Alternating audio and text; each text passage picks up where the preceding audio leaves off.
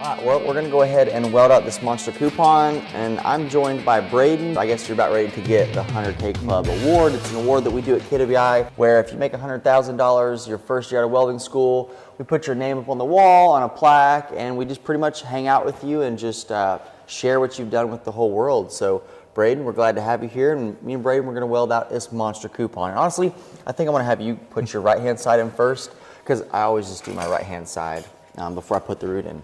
So what do you want your temperature at? 100 be fine. 100? Yeah. All right. And so you've worked with TEI since you graduated? Mm-hmm. Gotcha, okay. And you just stayed down south with them, or? We went to Georgia. We stayed down there for a while, and then we went to Lubbock, Texas. We was there for a while, and then we just left Indiana. Interesting. And are you doing Hersick units or boilers? One of them was a Hersick unit, and then the other two have been boilers. Gotcha. Okay, all right. Well, yeah, I'll let you put in that first side. And we got about an 8-inch gap with 332 TIG wire. I just started using 332 TIG wire just because it's this one you have to touch it on there. You're gonna have to flick the tungsten. Yeah, it likes to grab really bad, so it may have messed your tungsten up a little bit.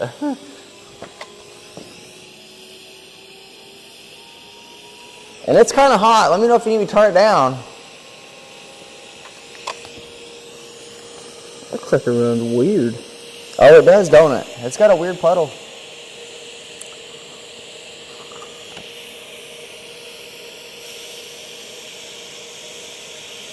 All right.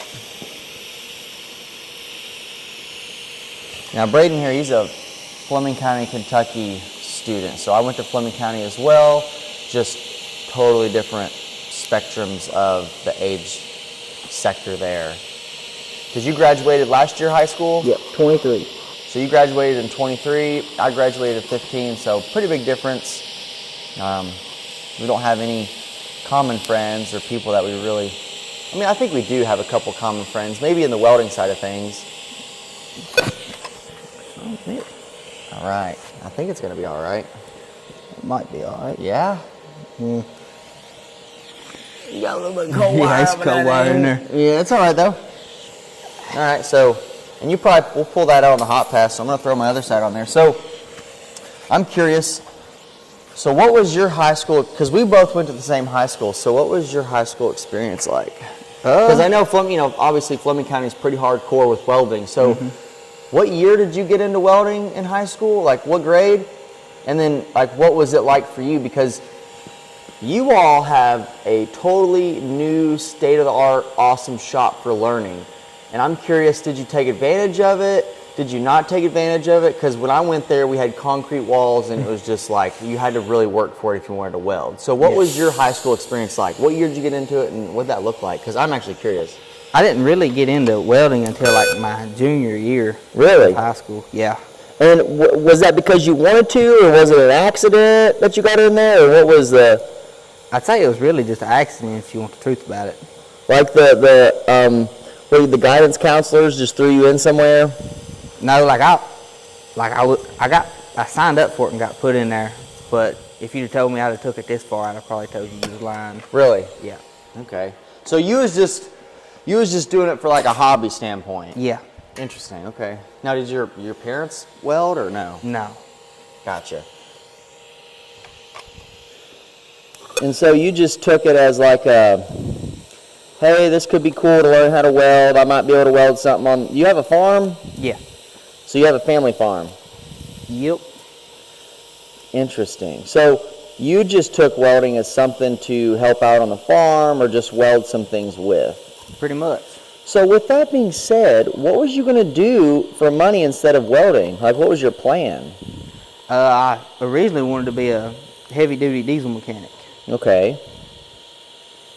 And then when did that change? Because, initially you probably didn't go into welding thinking you was going to be getting into it. So, what changed and kept you going down the welding path? I really don't know. I started really welding my senior year of high school, and then I just... You stayed with it? Yep. Now, was it something once you learned out how much money you could make, you stayed in it, or was it the traveling, or what was it? Because diesel mechanics, I mean, the physical labor I think is a lot more than welding. Yeah. I mean, a lot more. Because welding, you're just sitting there welding all day, you know? What do you want, 170, something like that? That'd be fine. All right. So was there like a change, or did you just automatically was like, dude, I'm gonna do welding? Because I always ask people, like, at high schools, I'm like, what got you into welding? Like, obviously you got into it because you thought you would like it, but like, what made you stay? I'd say really the money. Gotcha. The money you can make. Yeah. But you actually like to weld too, though. I do like to weld, yeah. So, because that's a issue I see people have sometimes. They might do welding for the money, and then they're getting in there and they're welding and they're in a boiler and they're like, dang, I don't know if I like this, you know? But, so we're going to go ahead and throw the hot pass on here. We got the root on. I think the root's okay. Let me look at my side before you keep going, because you always want to check your roots before you keep going. But this new iPhone update is really just messing with me. I can't never figure out my flashlight. Dude, I cannot figure this thing out, bro. Hold on. Technical difficulties here. There we go. All right, yeah, the root looks fine. We got a little bit of rod chop over here, but that'll shoot phase rate all day long. Yeah, okay.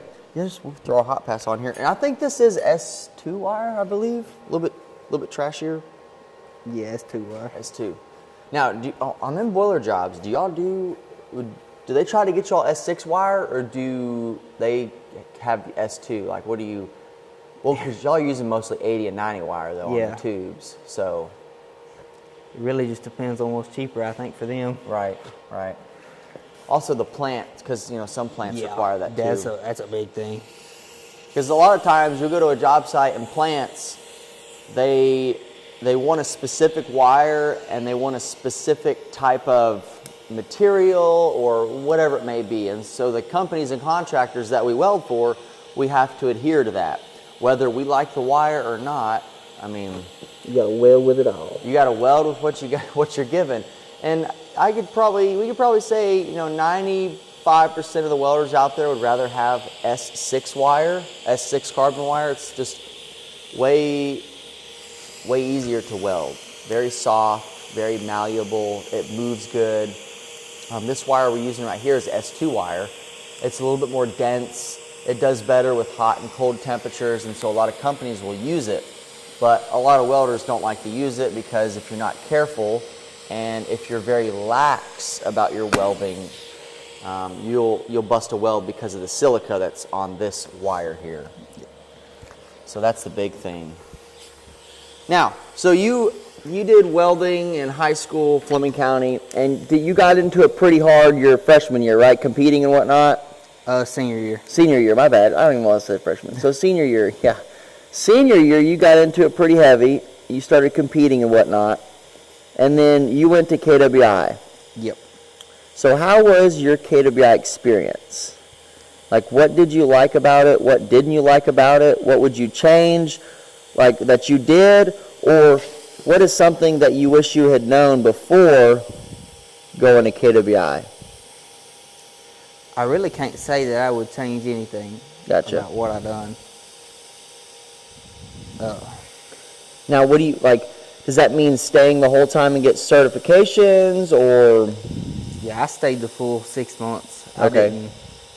I didn't leave early, like a bunch of the boys I started with. Right. Now, is that like from the guys that you've seen leave early, and then from the people that stayed, do you see a difference in if they're still working or not? Or is there any difference at all? You know what I mean? The difference that I've actually seen is the people that stayed the full 6 months, they're not welding anymore. Really? Yeah. Interesting. But the people that left early, they're still... Interesting. So that's a cool take on it. I would have thought it would have been the other way around. That's what I would have thought. Why do you think that is? I'm going to switch the leads here, but... Well, if I was to guess, I would say a lot of it was probably their work ethic. The work ethic? Yeah. Yeah, but they have good work ethic maybe if they stayed the whole time, right? Maybe they got burnt out or something? Or they didn't like it as much as what they thought they were going to be. Because that's the thing, you do have to like it. Like, it is, it can be pretty gnarly on some jobs. Like I would say, you know, a lot of your jobs are probably, some of them are gnarly and some of them are chill, you know? Yeah.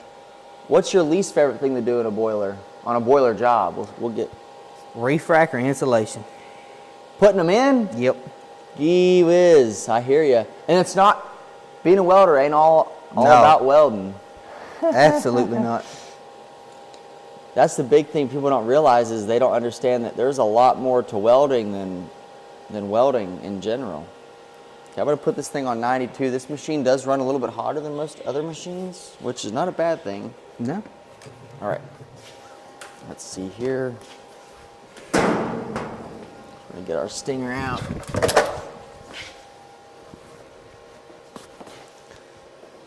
So what were some of the things that you tried to focus on at KWI that were, I guess, did you know what kind of industry that you wanted to go into? No, not at KWI? really. Right side first. Hopefully that fires up. So you just went to KWI and you didn't know what like facet of the welding industry you was going to get in? Yeah, pretty much. You just wanted to go work, make money? Pretty much. You want to do one or do you want to start stacking? Let's just do, it's pretty wide. Let's just do one bottom bead. All right. I mean, let's just do two. Yeah, two this first round. And then the way I like to do it, I used to do bead, that's just stupid. You do your whole side, I'll do my whole side. Okay. So whether that be, obviously this will be 2, I'll do 2, you do 3, I do 3, you do 4, I do 4, you do 5, I do 5, and we cap about 6 or 5, somewhere around there. We'll see, or we can just keep 3 going all the way out, you know what I mean? So, anyways, good deal. So now we're gonna do the stick portion of this. We already got a root and a hot end. And these rods are cold, so you will have to, we may be fighting it a little bit. I forgot the rod oven today. So, yeah, we're gonna have to heat these rods up before we fire up. Is it going pretty good? Oh, it's not terrible. Okay. I've definitely welded with worse. Actually, speaking of the devil, my welder buddy Chris is calling me. He just started his own fitness plan.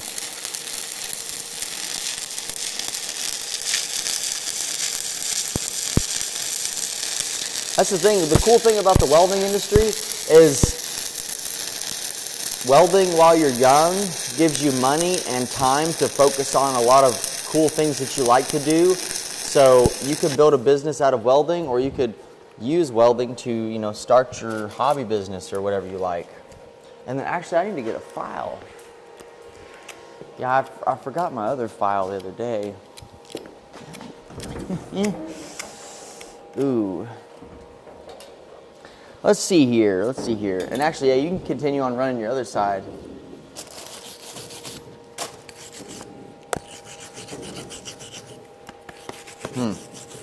Well,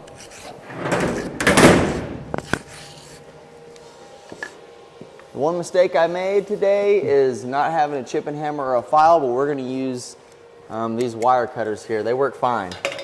Well, the thing about being a welder is you're going to have to get used to not using all the proper tools all the time. You'd like to, but it doesn't always work out that way.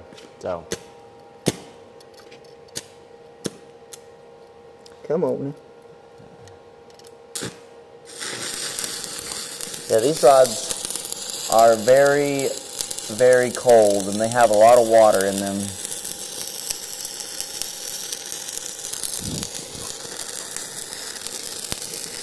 Yeah, the one thing about these rods is you're going to have to actually kind of be a little bit careful of firing straight up on the bottom right there, because these things have been sitting a little bit. Yeah, I noticed that. Well, we'll find out when we chip it off. Ain't nothing a grinder won't fix. Yeah, we can grind it.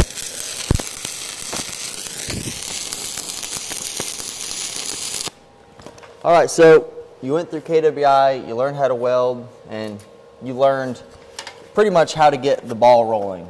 Yeah. So what did your first job out of KWI look like? Like, how did you get it, and what was your first, like, how was the first job? Actually, how was the first day on the job? Well, my first job was at Abbott in Dayton, Ohio. It was it was new construction, but it was like food grade stainless. Y'all were doing, hey, those are pretty good starts. Okay. Anyways. And we was building stainless steel platforms, putting plate down. and it was definitely different the first day. Okay. Just trying to fill out everything and try to figure out where everything was and try not to look like a fool. Right. Well, I mean, I think people are going to know you're green anyways, but you got to try to look the part at least. So you got to try and fake it till you make it. Yep. Now, how did you get the first job? Was it off of a website or was it an instructor? Like, how did you get hooked up with that company?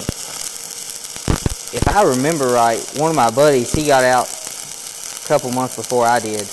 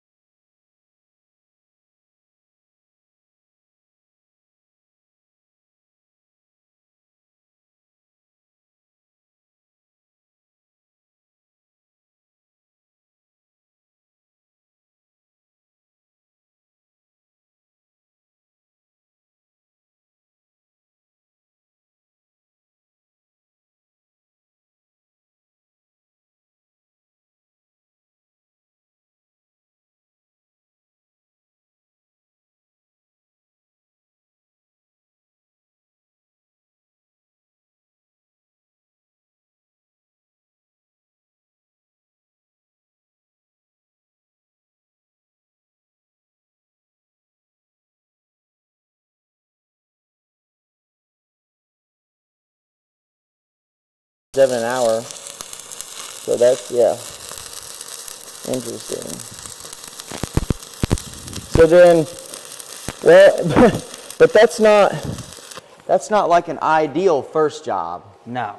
You know, like an ideal first job right out of pipe welding school is a pipe job. Yeah. But that was more plate. It was just convenient and there. Convenient for money. So did that job money you back up to where you were positive, or did you? Okay. So that was a good job just to get out, make something, and then get established for something else. That's what I pretty much done with it. Gotcha. Because your first job, you can't be picky. No. You can't be picky your first welding job. Take whatever you can get, because I see it so many times. Kids are like, oh, I'm going to wait for that pipe job to call me. It's like 38 an hour. Like, and then you just had 10 phone calls about a 32 an hour job. Like, go take the 32-hour job, get your money up, and freaking, you know what I mean? Get yourself set up. Bingo. Yeah. I've seen it time and time again. All right, you're up. Yeah, I brush that. Get that dust off. I like to get the dust. If you don't brush the dust off on these tests, it'll really mess you up. Yeah. Because you can't see hardly. Like with all the smoke and everything going on, it's like we just take the fume, like the smoke fume off of it, of the pipe, and then it helps you out and you can see where you're going and everything. It makes it a whole lot easier. Okay, so you do this diamond plate job. It's your first job out of school. And then what's after that? A HRSA unit. With TEI. With TEI. Now, was your test a combo test? No. What was the test? My test was a schedule, I think it was 160. Okay. But it was mud wire.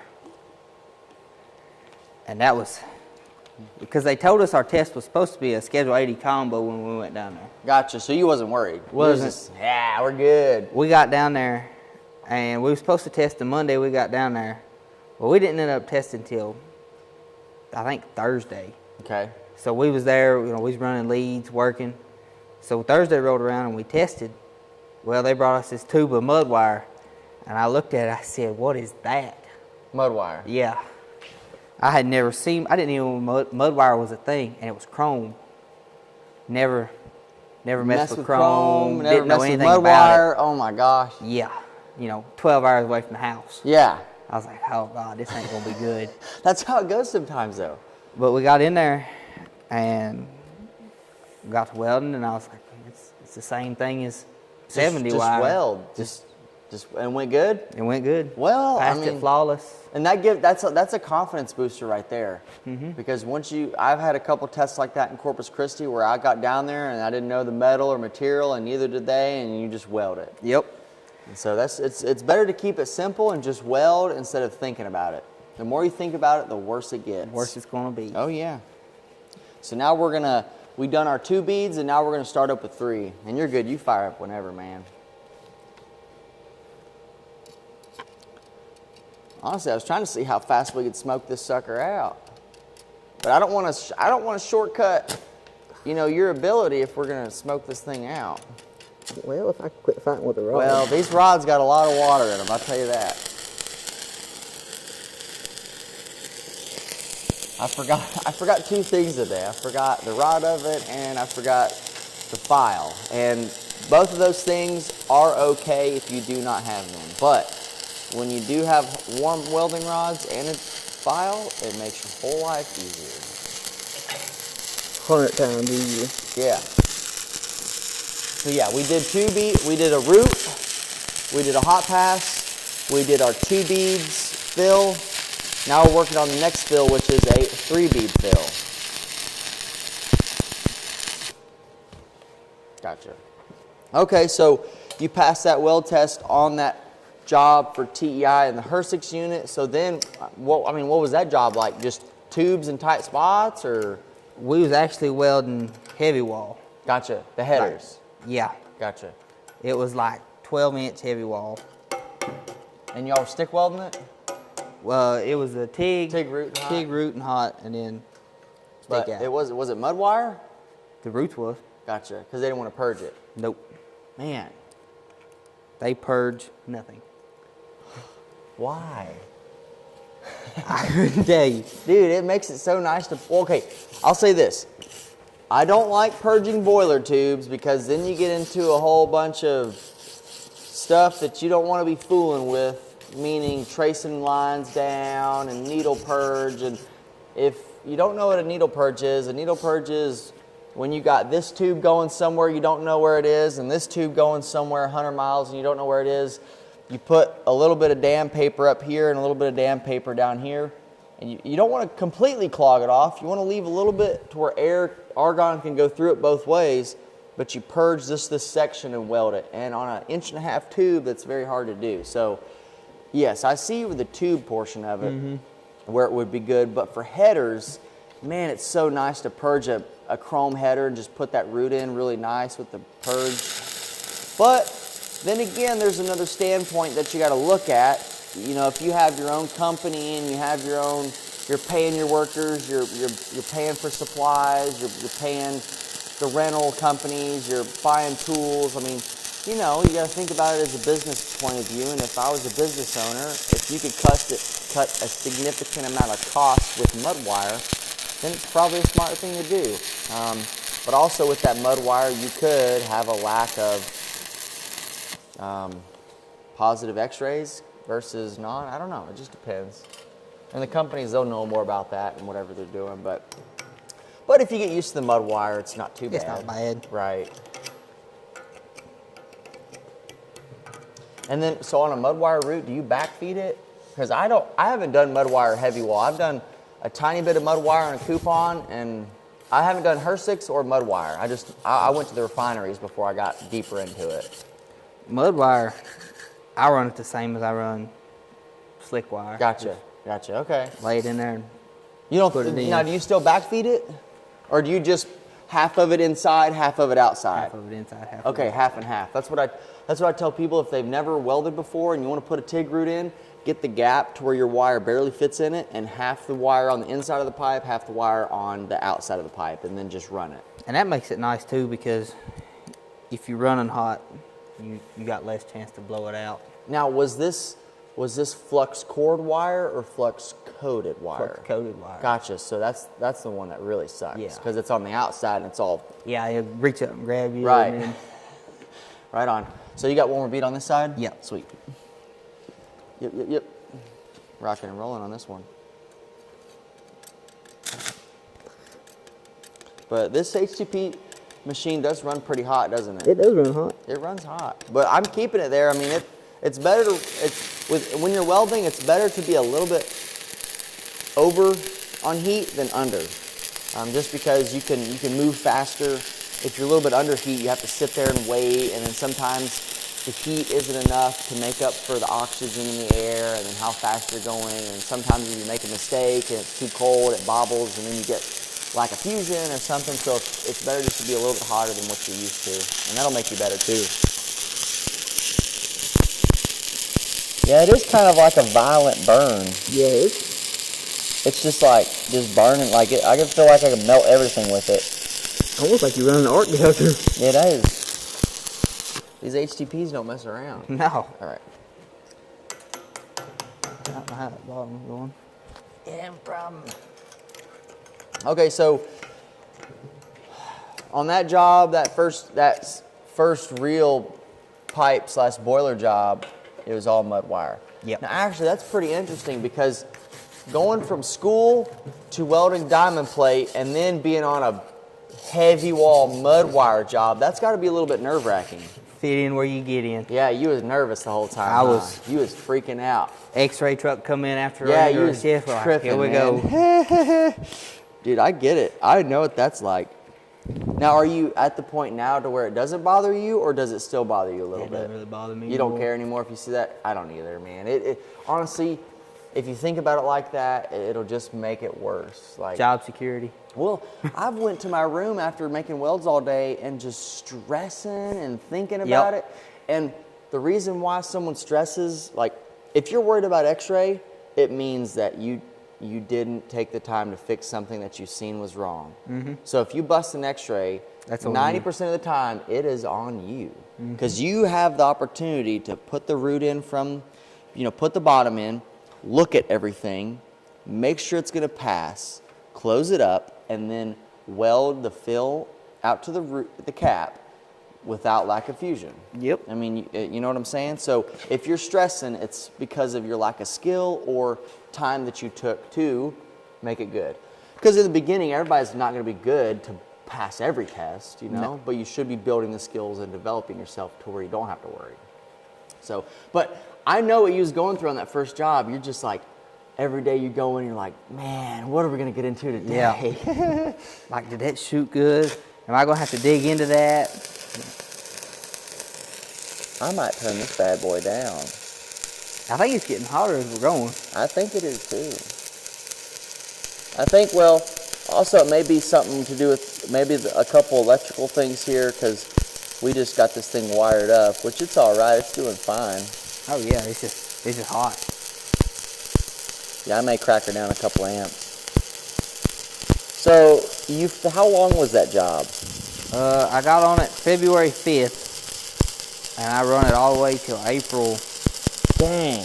I want to say April 20th. Where was this at?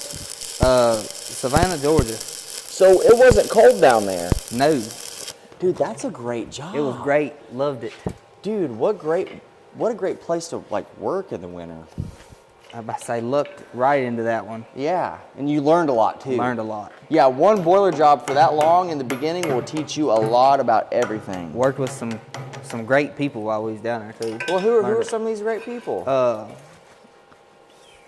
Trying to think of who all. Yeah, give them a shout out, man. All right. Dude, I was all over the place with this one.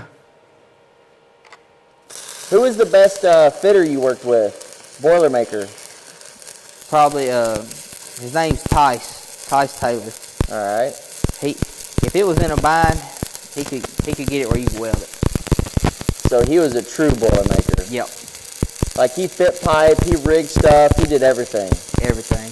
Dude, those guys are just so phenomenal. Because from a welder's point of view, those guys will do anything to make your life easier. Yep. And he did too. He was good. Now, was all the guys you worked for with TEI, were they from Greene County, Mississippi? A lot of them were from Mississippi. Gotcha. Like 90% of them were from Mississippi. Yeah, they're good dudes.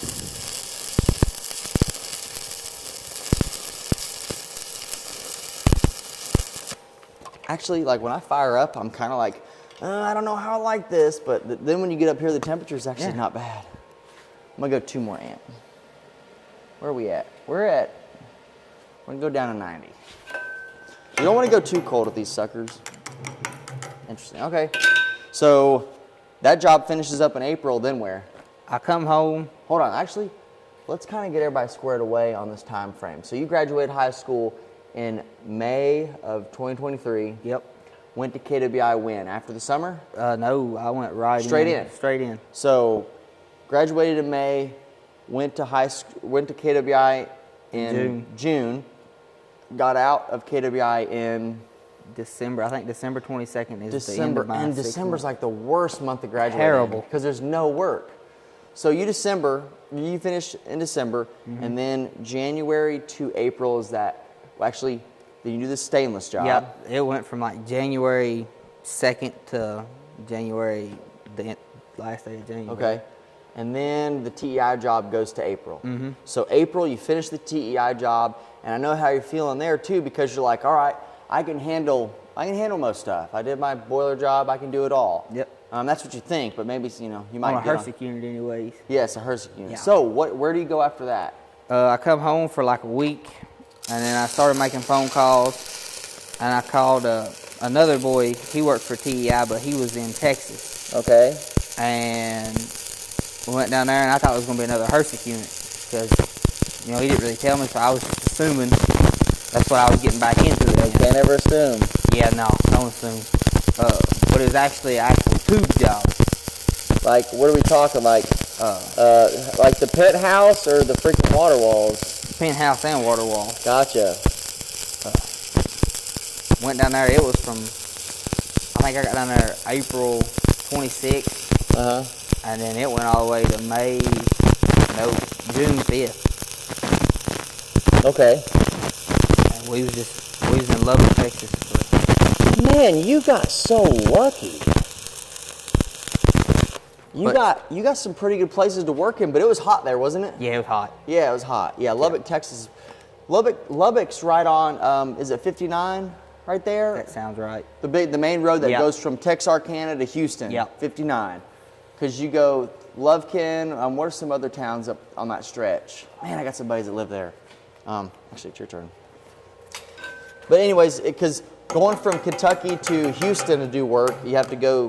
There's no highway from Texarkana to Houston, so you have to take a bunch of back roads and then get on 59. Yes. I got on this one, and it was like a 280-mile stretch of nothing. Where? In Texas? Yeah. Like, it started on the Oklahoma line and going South? Yeah, all the way to Lubbock. And it was like 280 miles of nothing. Oh, I've been through there. Yeah. Because I went through my buddy's house in Siloam Springs. We went through Arkansas, went to Hochatown. I went all the way through Oklahoma and then straight down to Houston. Yeah, but I hit it at the worst possible time, right when it got dark. I didn't know that I was going into nothing. So I was like, here I am looking for a fuel station to get diesel. What do you mean there was nothing? There's nothing. What? No gas stations. I'm gonna look this up. There was one random fuel stop right in the middle of the road. Really? And it didn't have a building or nothing. It was 2 pumps with like two 10,000-gallon fuel tanks. We might have to have Noah look that up. Yeah. I don't know if he has the capacity back behind the mics there. Let me look it up. I'm gonna look this road up because I'm very curious. Noah wasn't expecting to look up something today. I'll do it. Okay, so it went from where again? It was like from the Oklahoma state line all the way to almost Lubbock. Gotcha. Okay, so let me look for this. And what's the town in Oklahoma that you were coming out of? If I told you I remembered, I'd be lying. Gosh, because Oklahoma's kind of a interesting state there in what you get. I might have it. And I'm not. Yeah, you're gonna have to look it up. Let me know what that is because I'd be curious because we got some people from Texas that watch our videos and they might know what you're talking about. Yeah, it was like I didn't know where I was going. Gosh, I thought I was dude, toast. I know what that's like, man. Because honestly, Texas is one of those states. Whenever you finish a job in Texas somewhere, you just try to. Actually, in general, whenever you get laid off of a job, your first thing is it don't matter what time of the day it is. You're going back to your camper or hotel. You're packing your clothes and you're hammering down back home. And so there's been so many times where I've been in Houston and got laid off of a job, and then doesn't matter what time of the day it is, you get laid off of a day shift job at, 3 o'clock in the afternoon, you load your box, you go back to the hotel, camper, pick your stuff up, and hit the road. And usually, right about, if I leave Houston and go up through 59 through Lubbock and all that, it gets dark around Lubbock. Yeah. And then from Lubbock to Texarkana, it's just back roads and at night. And I'm just like, where am I going? I ain't got enough service to look. Oh, yeah, I told you that. There's no service here. We'll find it. We'll look it up. But so how many miles would you say was nothing? I'd say... I think I've been on that. I'm not even kidding. I went from Hochatown, Oklahoma to Houston. So we took back roads though. Yeah. It wasn't like a main highway or nothing. It was just like there wasn't nothing there until I'd say it was probably 100 miles of nothing, and then you'd hit like a couple houses, and then you'd probably go 20 more miles, and then you'd hit like another house. No gas or nothing. No gas or nothing. So you didn't fill up? No. I was pushing it whenever I come out of it. Really? Yeah. I was there thinking, I was like, God, if I run out of diesel, who am I going to call? Nobody's going to know where I'm at. Well, you're going to have to go to knock on a door. Yeah. Literally. But who knows where the next door is? Yeah, I know. Was there any signal down there? No. Nothing. Nothing. It was just like a dead zone. That's awesome. That's a good experience, man. Yeah, you got to have those experiences, dude. It definitely let me know to be prepared. But I mean, how old were you when that happened? 18, 19? No, I was 19. Yeah, 19 years old, middle of Texas at night, no signal, no gas. That's the cool thing about traveling to Welding is like people don't know that stuff. People just see, he makes good money welding, and I see him here every couple months, and he's a nice guy, but they don't know like what it took to get you there, get that money.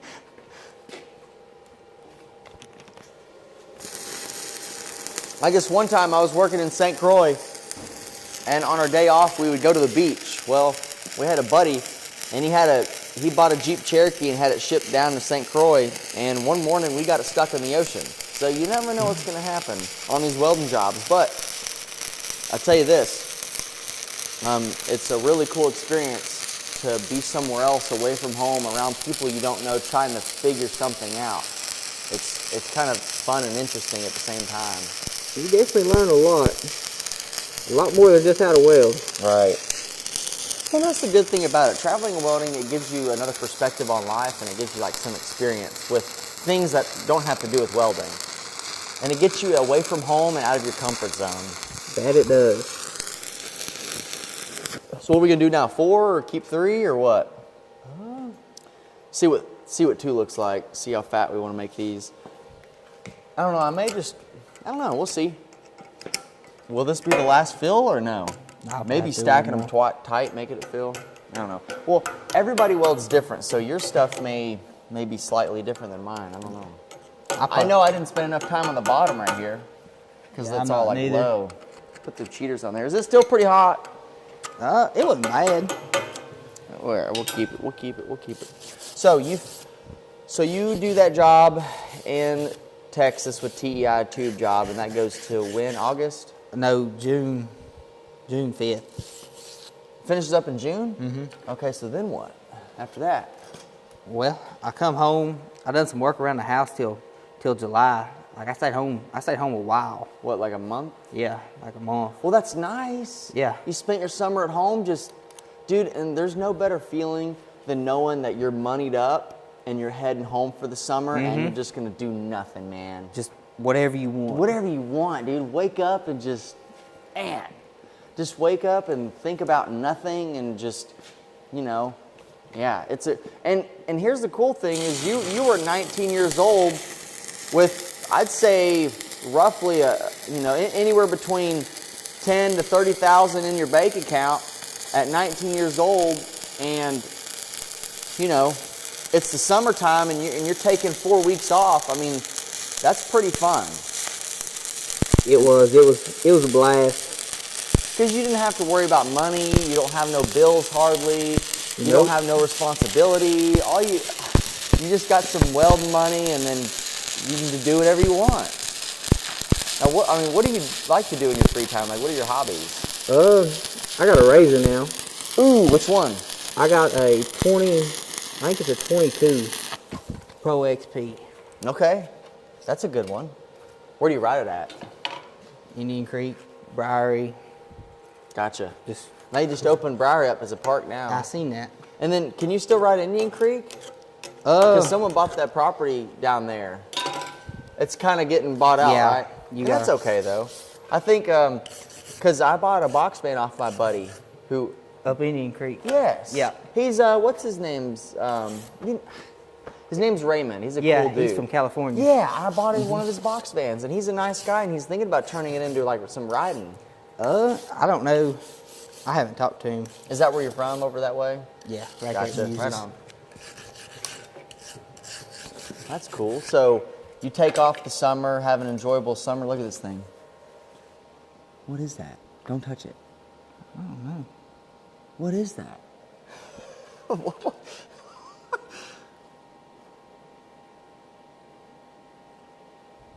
Huh? Hold on. What is that? Where'd it go? It's over here. Here, don't touch it. Don't touch it. Is it still going? No, it's just kind of chilling right there behind that. What was that? I have no idea. It was going crazy. That was though. weird. I think it was something to do with magnetism. Yeah, it was just. And then when it got up here, it just quit. I think there's little metal. Well, with this flux, I think there's little metal particles, and one of them broke off and just started like it was slag, and it was just magnetized, just flipping around. Oh well. All right. Okay, so you take 4 weeks off in the summer. You're moneyed up. You're young. Everything's going great. Then what? What's the next job? There's a pipe job in Batavia, Ohio, Perina. Me and my buddy McCade, we went up there. Okay, so he knows the Yeah. Raymond guy. Okay, cool. We went up there. We got up there like July 16th, tested in. We worked there from July to October. Okay. Just kind of rode it out, was home every night. On pipe, just carbon pipe, Yep. simple and easy. Stainless carbon. Yeah, chill. How far is it from home? It's like an hour and 20 minutes. You take turns driving? Yeah. That ain't bad. That's worth it. That's a fun little chill job just to keep the money rolling. Yeah. Wasn't nowhere near as intense as a TEI boiler job. Absolutely not. Yeah, TEI boiler jobs, they're very, I mean, it's a real 712s. It's intense, hardcore, and some people don't make it out alive mentally. It's definitely. Yeah, I mean, you make it out alive, but mentally you may be exhausted if you've never done that kind of work in your life. So if you're someone who really didn't have an industrial family, as in like doing things with cars and trucks and welding and working on things, then a boiler job's going to be a different world for you. Oh yeah. It's definitely not for everybody. No.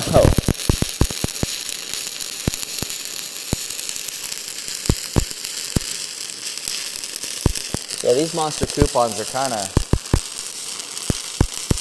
they're really easy once you understand what it is. Yeah. It's not even hard. It's just like something you have to do to get paid. I won't even lie to you. I haven't took a monster since I graduated KWI. Really? They Yeah. just gave you what, standard wall tests? Standard or wall 6 test. inch or something? Yep. Interesting. So, for that pipe job, what was your test?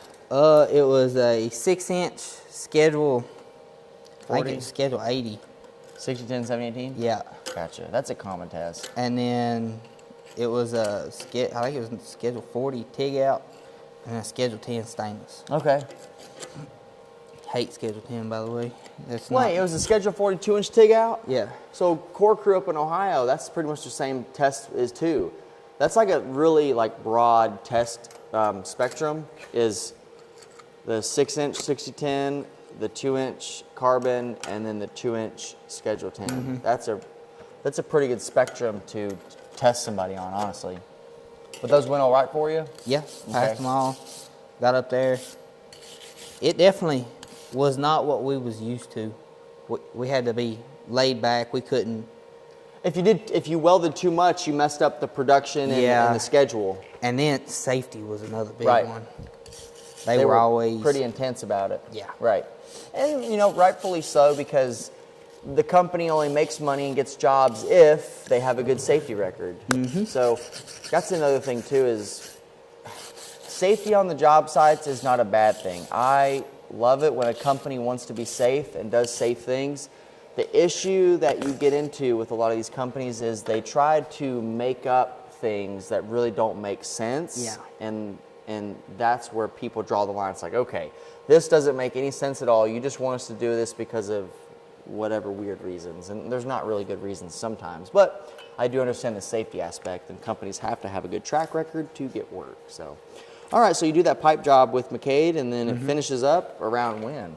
Well, it's actually still going on. So. Oh, really? Okay. Yeah. When did you finish there? I quit there like October. I think it was the 28th, and then we already had another job lined up in Indianapolis for TEI, another tube job. Okay. So we went up there, and I started there November 1st, working nights. This year? Yeah. Yeah. And Now, when you started this job in November, did you know that you was going to break the 100K club, or? I was already there. Gotcha. I just hadn't turned anything in. Gotcha. Because I really just wanted to see how much I could get. Yeah. Before I turned it in. Gotcha. Can you ballpark us on how much you got over?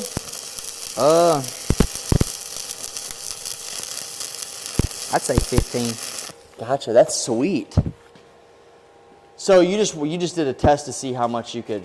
Pretty much. Well, just gauge what you can do. Now, making that much, you do jump a tax bracket. I know. You found out, huh? I did.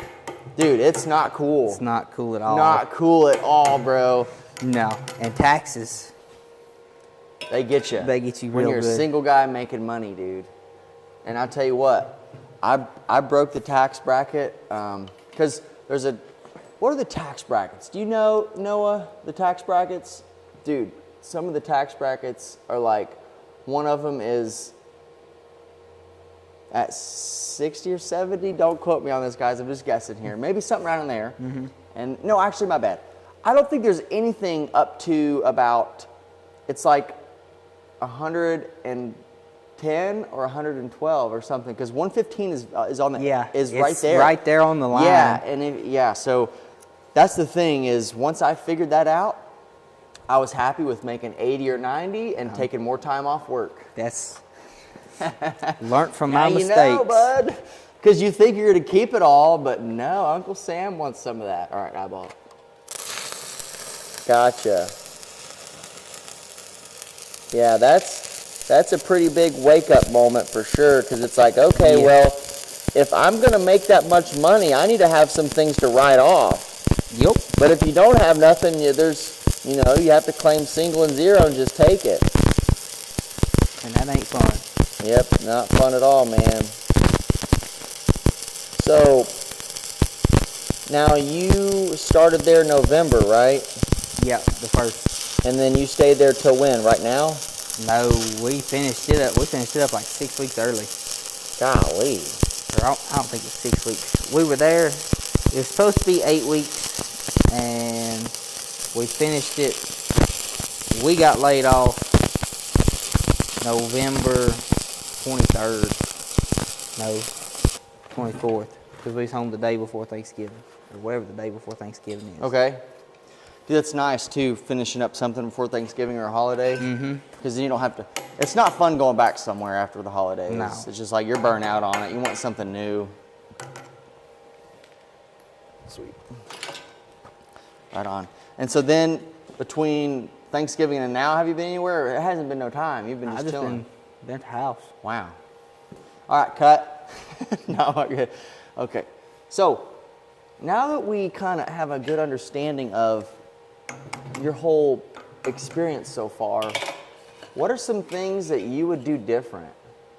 Because you are very early in the stage of everything. Yeah. And you do understand that from 18 years old to 26, you can be on your parents' insurance. And from 18 to 26, if you grind and hustle hard and invest a lot of your money, that you'll be very set up by the age 26. And then you can, you know what I mean? So What are some changes that you're going to make this next year? Save a lot more, do a lot more. What do you mean by saving? Investing a lot more. Yeah, there we go. Because the word saving, I messed myself up. The word saving is kind of weird because if you just keep all of your money in a bank account, Doesn't do any good. it doesn't do any good, yeah. Doesn't do any good. So you're going to invest a lot more and then continue. Sorry I cut you off, but that's a good point. That's a good point. People think saving money is going to help them, which it's good for certain occasions, but not for the long run. Yeah. So anyways. So you're gonna start investing your money, and then what's something else you're gonna try to get into? I don't really know yet. I haven't put much thought into it, Right. into it. That's really about it. Well, and you don't need to so much because you're still pretty young. I mean, you can still make mistakes and come back from it. But what would you say the most important welding skills are to have? Be open-minded. What now? Be open-minded. Open-minded. How Yeah. so? If they tell you go in there and make the weld, don't Think be you like, know everything? Yeah. Like if you don't know something, ask somebody before you mess it up. Ask somebody before you go in there and just completely butcher it. So did you butcher something? I've messed some stuff up. Yeah. I've had to do my fair What's your share biggest of grinding. what's your biggest mistake, or what's one of them that you can remember?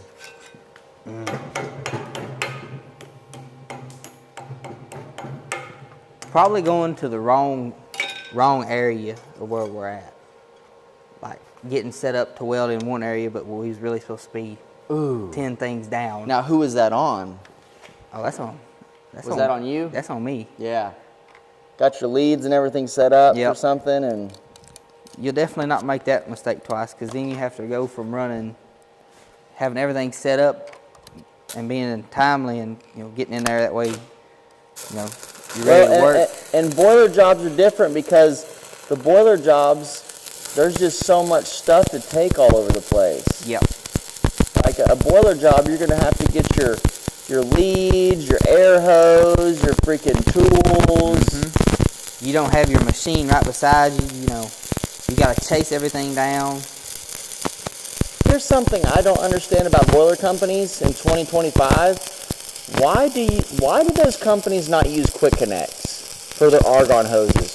Why in 2025 do I have to carry 2 crescent wrenches all over the freaking job site just to hook up argon? I wish I could give you an answer. Does that make sense to you? It makes none. And then if you lose one crescent wrench, you got to figure out some way to connect them without them leaking. And I gotta keep going on that. done that a couple times. See, that's why I went to the refineries, because nobody in the boiler industry, I guess it's just so old school and stuck in the ways. It's like, dude, put some quick connects on the argon hose, man. Dude, I'm tired. It's just everything in the refineries is simplified and futuristic. If some of those boilers, because coal may make a comeback and more boilers may, or natural gas boilers. If it comes back bigger, they need to put some quick connects on their argon hoses, because it's just not fun carrying crescent wrenches everywhere. And then also the spiders. Oh my God. Dude, the spider. Because if you have an issue with your argon hose, there's a hole in it or porosity, and everybody's hooked up to a spider welding, you cannot take your regulator off and figure out what's going on. You have to get every single welder on that job site to stop welding who's ever on that bottle. So quick connects, and then quick connect Y's coming off of that bottle instead of just A spider. a spider. Yeah, it's not fun having to walk up to some people older than you and be like, hey, can you stop while I chase this down? And they just kind of look at you like you got horns growing out of your head. Yeah, I know. Hey, actually, Noah might not know what a spider is, but explain to a viewer what a spider is. A spider You got to hooks explain to him the bottle, and you got to do the whole thing. I'm about to say, a spider hooks into a liquid bottle. Liquid argon. Yeah. And you just screw it in instead of like having a single gauge. Your spider hooks into the bottle, and you can hook up like 7 to it. So instead of one person welding off of one bottle, you can weld a lot of people. Yeah. And the way to do that is with a brass connector that has a lot of fittings on it. So you can keep putting more and more people on it. The problem is the way that system is set up, it's not very productive if you have issues. So if everything, in a perfect world, a spider is great. Yeah, but But no. on a job site, there is nothing perfect day to day. So whenever you go back to a boiler job, try to get some people to Put a word in. put the word out there, because I've been trying to put the word out for the last couple of years. Okay, you got to do a couple cheater beads, huh? Yeah, I got to run some on No, the you're bottom. good. I think the bottom's pretty. I wouldn't even start dead bottom because we're pretty good on the bottom. Yeah, Right here on the corner. Cool. Getting this thing pretty well Filled out. Yeah, you probably have to do just one more fast pass or something like that. That's the interesting thing about welding is everybody welds different. There's so many different ways to do different things here.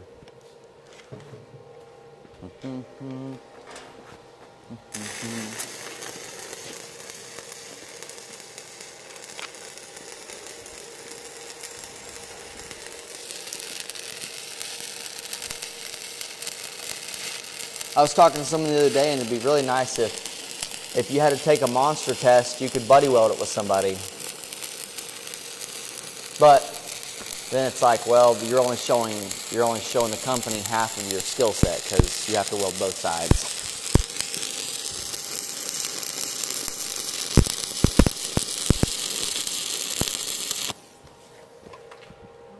Let that one go out a little bit. Yep. So, moving forward, are you wanting to stay in boilers and pipe jobs, or is there a goal that you have that you want to get somewhere, or are you just kind of going with the flow of it and see what happens next? I'm just kind of rolling with it. I mean, I tried just about anything. Yeah. Because this is going to be your second year in the industry, so I kind of know where you're at. You're kind of like, well, I'll take anything just to try something different, nuclear or solar or just any Something. other type of welding, as long as it's pipe. Yeah. Do not really like structural. No, now. it's once you start welding pipe, structure is just like, I mean, you can do it, but pipe is so much easier to weld than structure. Because, when you get into welding, you're like, pipe's harder. It must be harder. It's a round object. You got to fight gravity. You got to move with it. But once you start welding pipe a lot more, then you realize, pipe's easier than structure because I can move and do what I want with You can it. go around it. The thing about structural welding is if I'm welding this piece right here, my body is fixed to the structure of this piece and I don't move. Pipe, you can move with it and you can get comfortable how you want. Structure is wherever that weld is, that's where it's at. You are not moving it, And so it's the deeper thought process of pipe welding versus plate. That's why a lot of pipe welders don't like welding plate. There's nothing wrong with it. It's just Not ideal. Yeah, not ideal. Pipe's just fun. It gets addicting. It gets very addicting, and then there's the status behind the pipe welding, and so there's a bunch of different things that goes into it. But it's just, structural sometimes can be not so fun, especially if it's in a really weird or uncomfortable spot. So.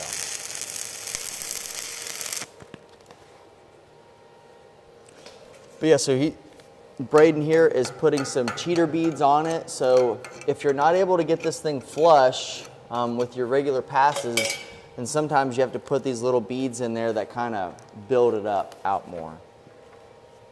And the best thing to do is just look at the whole thing and make sure that it's good.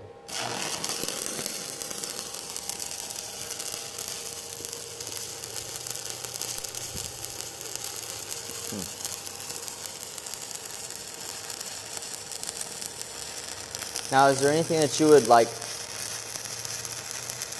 highly like to try in the welding industry? I like to try pipeline. Try it. That'd be cool. That's something I never got into, but I think if you at least do one good pipeline job, then you can be like, all right, I've done most of it, Yeah. I think that'd be good. Now, do you have a camper yet? Yes. Gotcha. So you use it on jobs. Mm-hmm. How do you like it? It's better than a hotel. Really? Yeah. So you're not a hotel person? No, I hate them. No Airbnbs? No. Now, how come? Why do you hate them so much? Bad experiences. What? Bad experiences with welding? No. Or with- just bad experiences like growing up? No, coming back to them. and working night shift. That was a big one because we worked night shift a lot. So what job did you do a hotel in?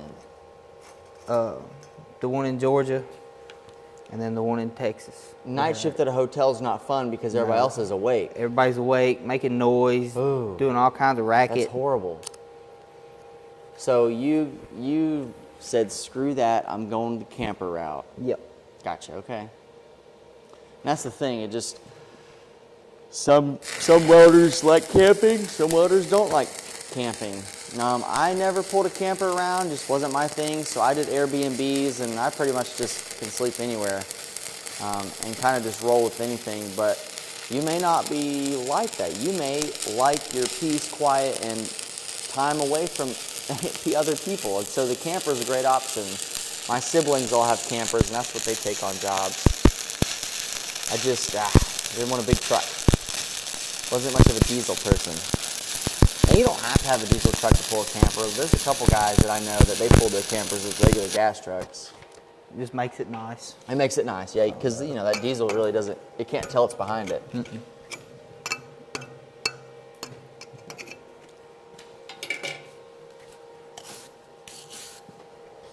This can be low on top too. I think we'll have to do some more. Just fill her up, man. Just hammer down and hold to it.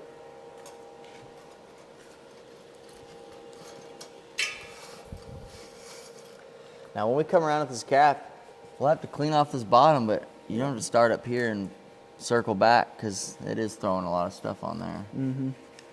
Get that brown there. We're going to shoot this too. I'm just joking. Be all right if we take that out. Yeah, and we need to.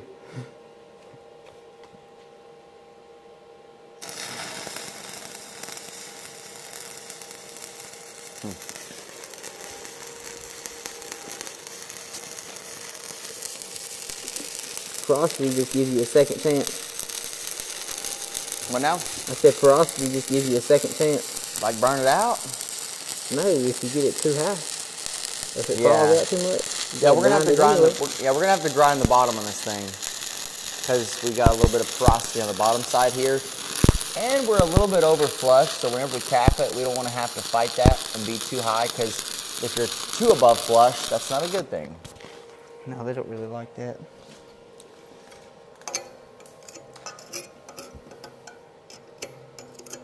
Now, do you have, a lot of guys at a certain point in time, they got someone they like to travel and weld with? Do you have anybody like that yet?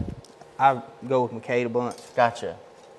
I think we've only had one job where we didn't work together. That's if you can find somebody to weld with and travel with, it makes it so much better. But the other thing too is though, you have to hold, if you want to travel and weld with a buddy, you both have to hold each other accountable because you have to make sure you both are gaining the same amount of skill over the same period of time. Because you don't want one person to be extremely, you know what I mean? Yep. You don't want one person to be extremely more advanced or, there's a lot of variables when you're traveling with the road partners. They got you got to get along, you got to weld similar for the most part, and you just got to be able to be with each other for a decent amount of time. Yeah, you got to be able to deal with everybody. You got to be able to.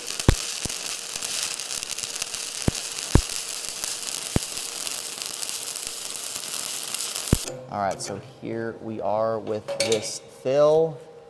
So are we good to cap? Nah, I got a couple of those. Couple more cheater beads right here. Gotcha. All right, so yeah, we got this thing flushed out for the most part. And actually, we need to take a look at the root because it could be good or it could be a little bit choppy in there. It's definitely a little bit choppy. I think someone's boot is burning. It's probably yours. Probably. All right, so that's cleaned up, and we're going to go ahead and put some more cheater beads and then cap this thing. Sweet.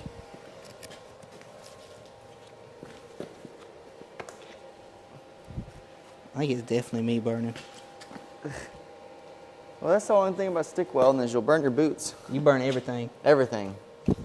burn your clothes, burn your boots. Now, you know when you get into the pipeline welding, you're going to be burning a lot more than normal. Oh, yeah. Sometimes you just got to risk it. Yeah, you got to risk it for the biscuit sometimes. Burn a shirt up every now and then. Yep. Well, and here's the thing, too. If you get into pipeline welding,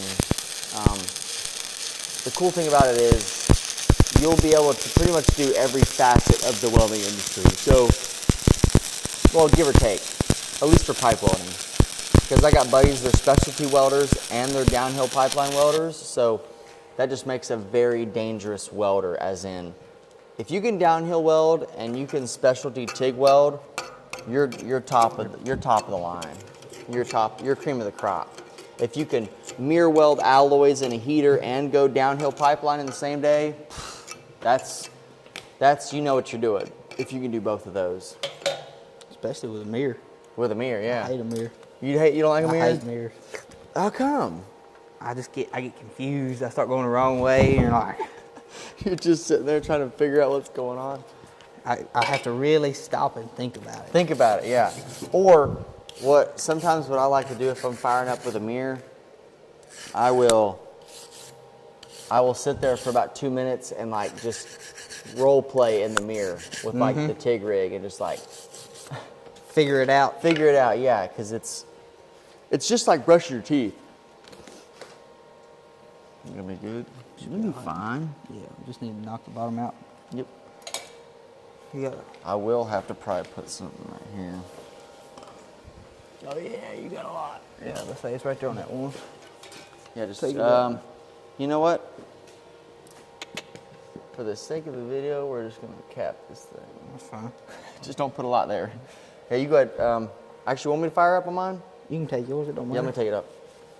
So I said I haven't done one of these in a hot minute. A long time. So, Yeah. We'd probably need to brush up on it. This is your brush up. Yeah. Keeping you good for the winter. All right. Let's see here.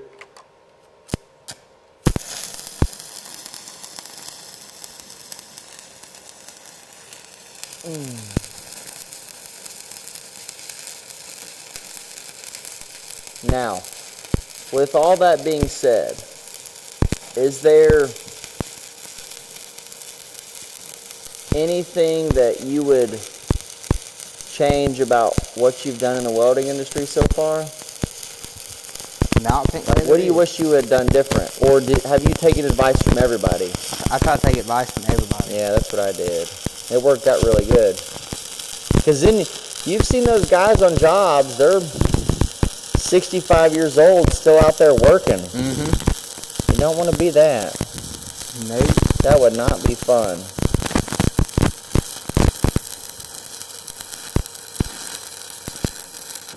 And the reason those guys are in that situation is because they just blew the money as soon as it came in. All right. We got these pliers here. All right. That's kind of a wild looking bead, but it's going to work. Oh yeah. It's hot, I'll tell you that. Actually, I'm going to crack this little HTP down about 88.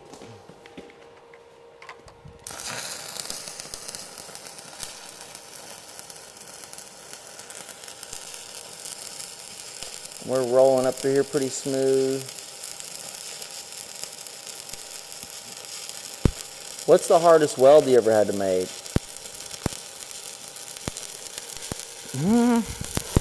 Like it can be like a hard type of metal or it can be a hard position. Probably stainless mud wire. Stainless mud wire. Yeah. Stainless tube or stainless pipe?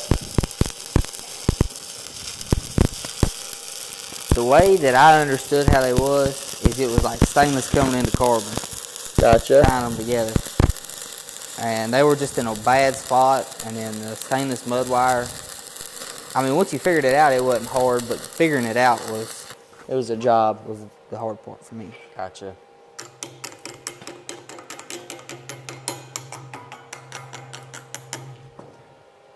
Gotcha. All right. I'm going to throw one more on it, and then I'll let you start on your side. Alrighty. You get half of it going here. All right.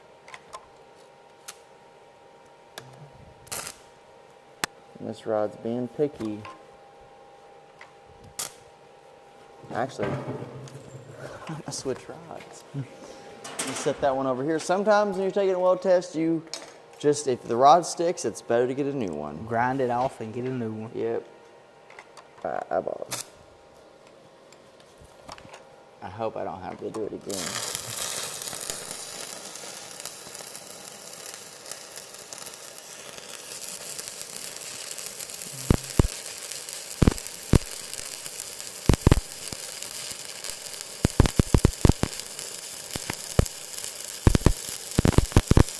Working on this side over here.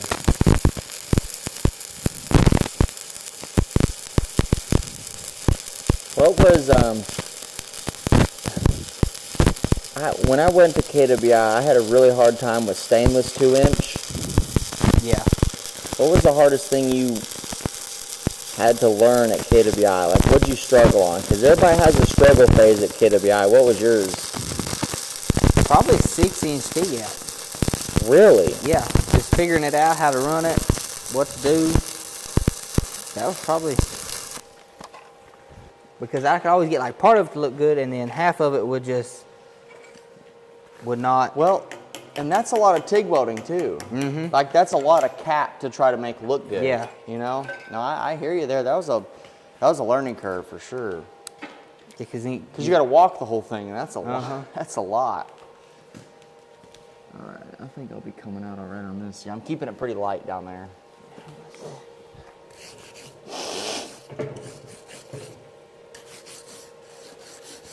So 6-inch was your 6-inch TIG was your kryptonite. Like, yeah. Gotcha. Everything else was, average amount of time figuring it out. Mm-hmm.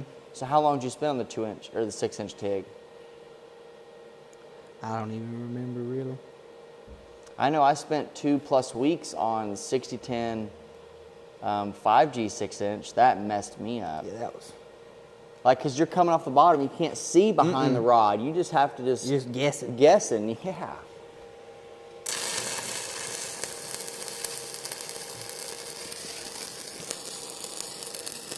Yeah, I got 3 on my side. He's gonna throw 3 on his. Man, it looked like you shrinked your side, dude. You could probably put like, I don't know, maybe like a low number of, you could probably cap it with 4. I'm gonna have to cap it with 5. Cap it with whatever.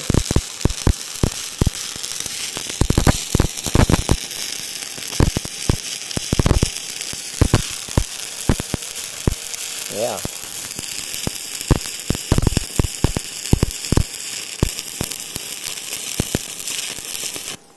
Sweet. That looked good.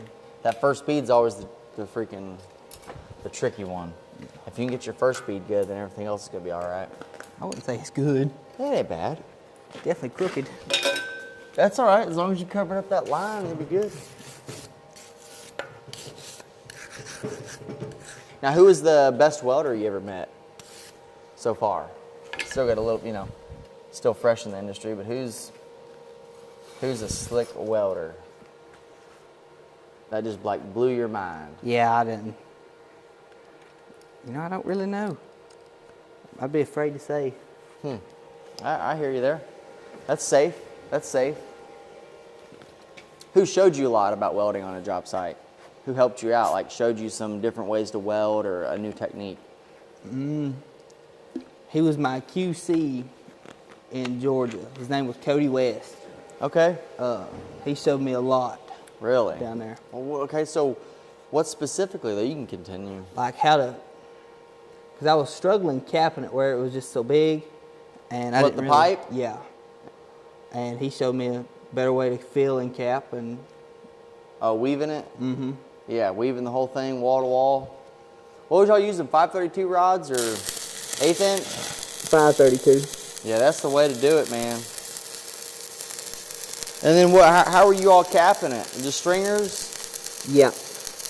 But were you capping with 532 or 1/8 inch? 1/8 inch. Yeah, it's a little bit easier to cap with 1/8 inch. With 532, you got to leave it under flush a good amount.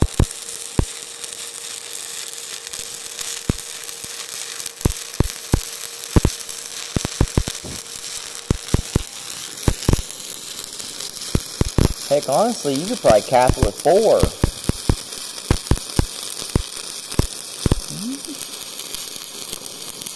Do a little circle, yeah.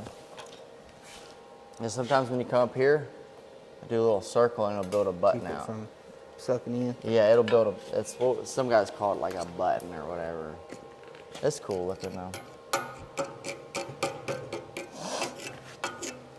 And I haven't looked at that. It's about the same. Oh yeah. There's some cold wire on this Well, side. you're probably not used to putting in beads of 332. No. You put in beads of 1/8 inch. Yeah. Oh yeah. Well, something that you'll come to find out is eventually when you get better and you want to go faster, you'll close that gap and use 332. It'll make all the difference speed-wise. That's all it was. You just actually 110 was really hot for that temperature for the root. It was hot. It was really hot for the root for 332.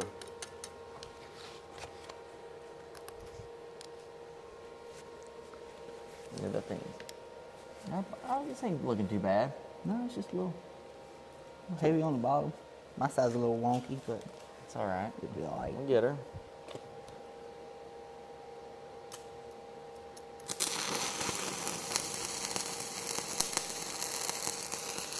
Yeah, I think you could comfortably cap it with 4. I don't know where I went wrong at, or maybe my side. That's what it is when you're welding these monster coupons out, it's so thick it'll pull and draw. And Braden's side, this Probably why I this really top get piece, yeah, the top piece pulled over to your side. That's why the fill is a little bit easier over there. Or, you know, not as much to fill.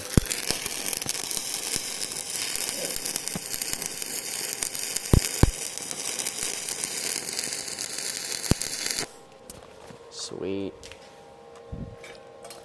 All right. Yeah, it's definitely not my best one. That's all right. We'll definitely not let this one get seen. Well, also, you're probably not used to talking and welding interview style. No, it's I'm usually taking a monster. Okay. This is for all the marbles right here. Well, it was gonna be. See, and that's why I try to do jobs where I TIG weld, because yeah. if it sticks like that, dude, I get so mad. Like the aggression just. See, it messed up my nice cap. So then I have to take a grinder and clean that off, but it's doing all right. And it's all that is from is just where I didn't heat those up. That's all it is.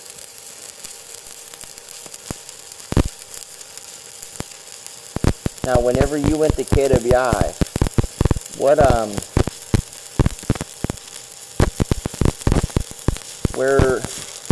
was the generation of, like, was your classmates, was there a lot of motivated people like yourself, or do you think it's the whatever environment, high school they went to, that's what they had?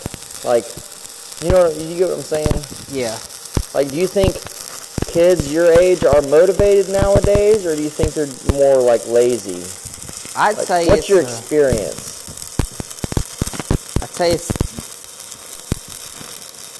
Because I don't want to be cliche. Yeah. Because everybody says, kids these days aren't, you know what I mean? Like, so what is, like, I mean, did you feel the people at KWI, whenever you went there, they were motivated to be there? most of them. Most of them. What would you say is the ratio like?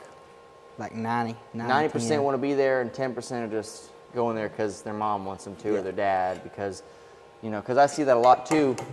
A parent may want that for their student or their kid, their child, but if you don't want to be there, and if you don't like welding that much, you're going to have a really hard time at KWI because it's so fast-paced and hardcore.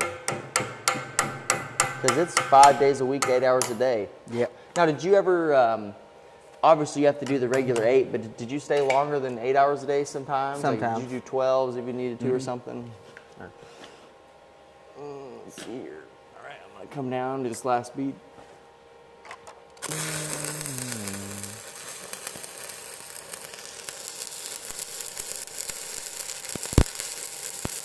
All right, it's going pretty good.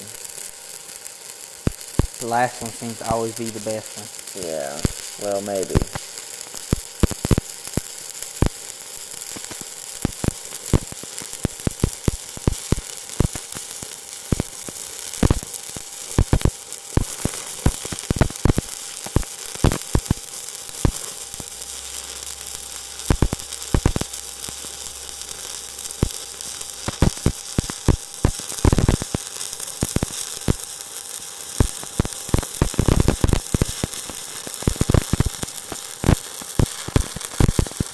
Up here.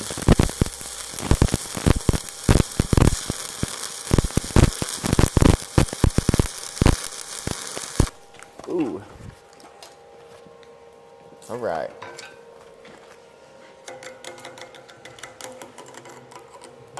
Got a little bit of undercut right here, but it's all right. It'll blend in. It'll blend in. All right. Yep. Just catch all that. What do you got? 2 more left or 1 more? 2. I'll match yours. Yeah, run it. Just have to fix all this right here. Just catch all that. Yeah. The bottom is rough. Yeah, it does. We could tune up on that. But it's, well, the grinder set up. I gotta get a grinder set up over here. Yep. It can't reach. I'm gonna get an extension cord for it, but we'll be all right. Now, in some, all the tests that you've taken, do they give you a grinder to use? You're allowed to? Yeah. Gotcha. Some tests, they don't let you use a grinder, so you have to be very cautious on how you start and stop stuff. So. You don't want to be trying to dig out porosity. No, with a well, you file. can't. Yeah, there's no way. No.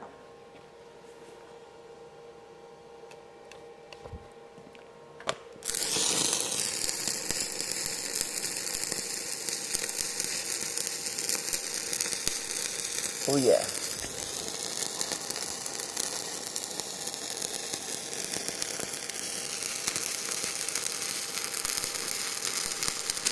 That's looking good. Ain't too bad. Man, these monster coupons used to be so scary to me. And now it's like welding anything else.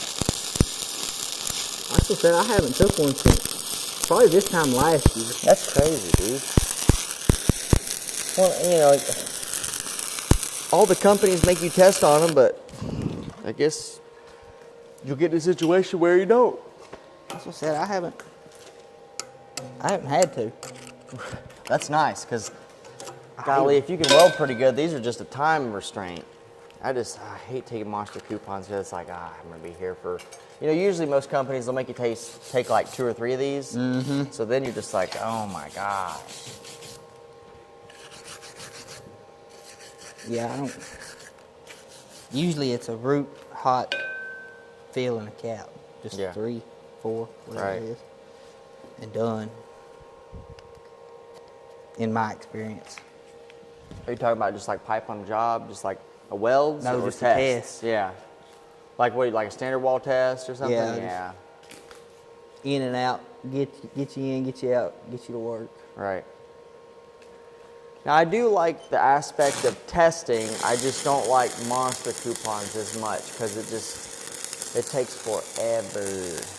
I mean, yeah, you can do them in an hour and 45, anywhere to an hour and 30, hour and 45, but still. You're killing yourself. Still.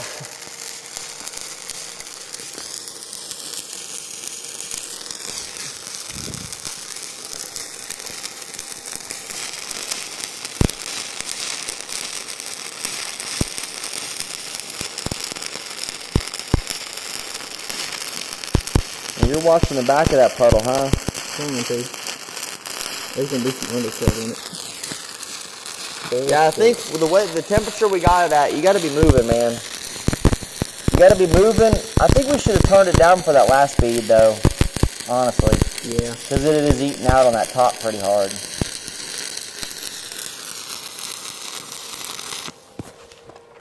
It definitely threw some undercut in there. Let's clean that thing up. Yeah, right there at the top.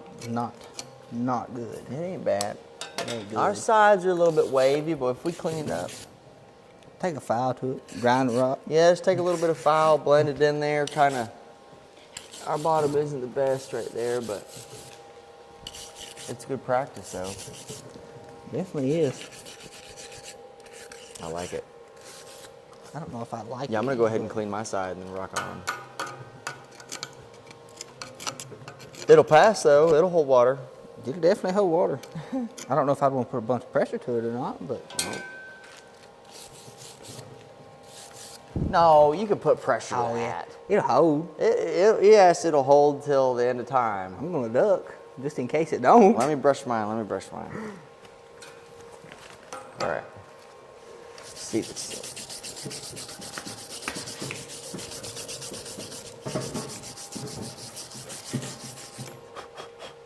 Sweet. It ain't bad. That bottom, we cleaned it up pretty good.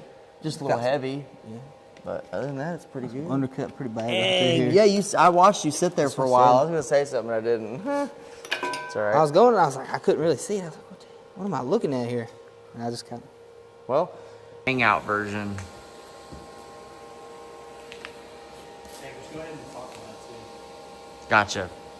So, you tell us about your side. You want to do a trash or pass? Trash or pass? Trash.